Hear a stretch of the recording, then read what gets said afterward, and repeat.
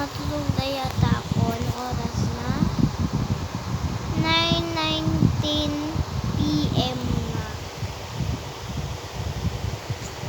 Ayan, guys. Ayan. Dito na ako sa higaan namin. Peso.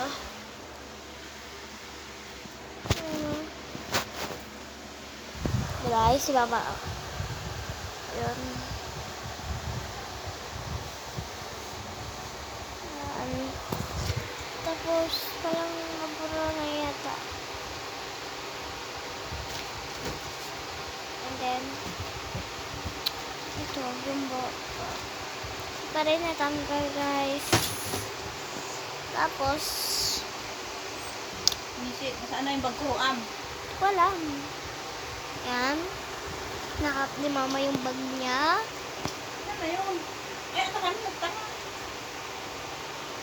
Why? Hindi nyo dapat pakalimutan mag-like, share, and subscribe. Bye-bye.